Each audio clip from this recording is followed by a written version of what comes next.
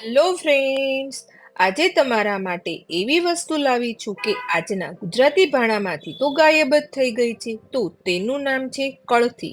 કળથી એ કઠોળમાં આવે છે. તે અડદ જેવી હોય છે.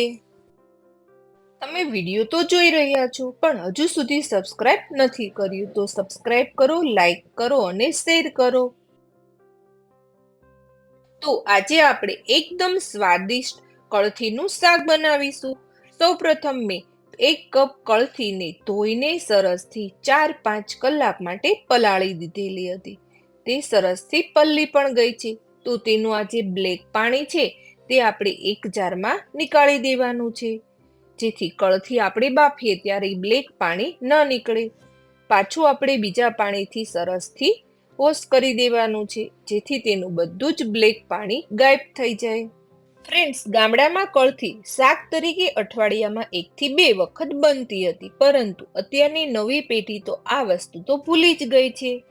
હવે તેને આપણે પ્રેશર કુકરમાં એડ કરી દઈશું અને 1 ગ્લાસ પાણી એડ કરી દઈશું.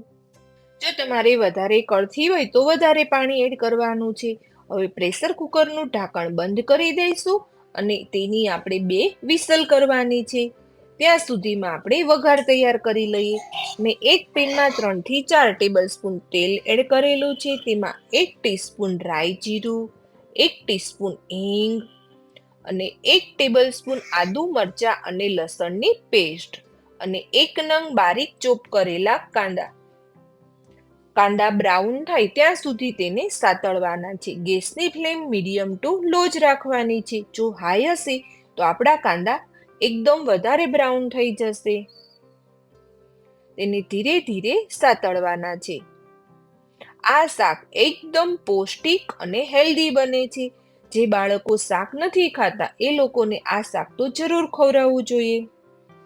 આપણા કાંદા એકદમ બ્રાઉન સરસથી થવા લાગ્યા છે. તો હવે તેમાં આપણે 2 નંગ બારીક ચોપ કરેલા ટામેટા એડ કરી દઈશું. ટામેટાને પણ સરસથી કૂક કરવાના છે. તેલ છૂટું પડે ત્યાં સુધી બંને વસ્તુને સરસથી સાતળવાની છે.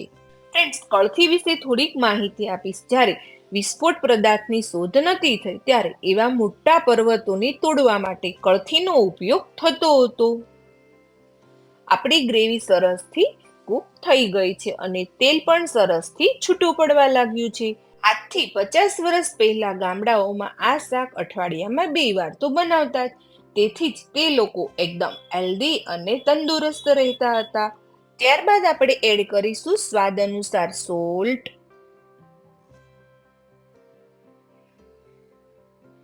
2 ટેબલ સ્પૂન ધાણા જીરું પાવડર. ધાણા જીરું પાવડર વધારે ઓછો કરી શકો છો. 1 ટીસ્પૂન હળદર અને 2 ટેબલ સ્પૂન લાલ મરચું પાવડર. જો વધારે તીખું કરવું હોય તો વધારે મરચું પાવડર એડ કરી શકો છો. બધા જ મસાલાને સરસથી મિક્સ કરી દઈશું અને 1 મિનિટ માટે સાતળીશું, જેથી બધા જ મસાલા ગ્રેવી સાથે સરસથી કૂક થઈ જાય. અને ગેસની ફ્લેમ તો મીડિયમ ટુ લો જ રાખવાની છે. જો હાઈ હશે તો આપણા મસાલા બ્રાઉન અને બળી જશે. આમાં આપણે ટામેટાનું બારીક ચોપ કરેલું છે, તેથી પ્રેસ કરતા જઈશું અને સાતળવાનું છે. ત્યાં સુધીમાં આપણી 2 વિસલ તૈયાર થઈ ગઈ છે. તો આપણે ચેક કરી લઈશું કે આપણી કળથી કૂક થઈ ગઈ છે કે કાચી છે. આપણી કળથી સરસથી બફાઈને એકદમ રાળ રાળ થઈ ગઈ છે. તો તેમાં બ્રાઉન પાણી નથી. જો તમારે તેમાં બ્રાઉન પાણી નીકળે તો નીકાળી દેવાનું છે. ત્યારબાદ આપણે ગ્રેવીની અંદર કળથી એડ કરી દેવાની છે. કળથીને સરસથી ગ્રેવીમાં મિક્સ કરી દઈશું. આ શાક ખાવામાં ખૂબ જ ટેસ્ટી અને એકદમ ચટાકેદાર બને છે.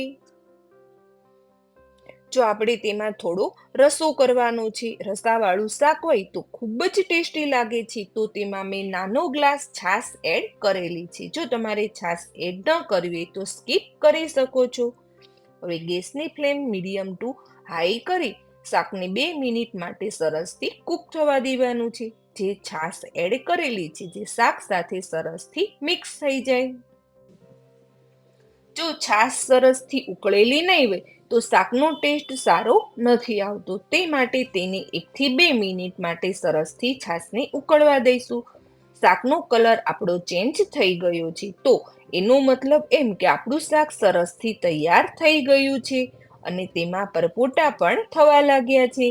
ત્યારબાદ તેમાં ગાર્નિશિંગ માટે કોથમીર એડ કરી દઈશું અને આપણું શાક સરસથી તૈયાર છે.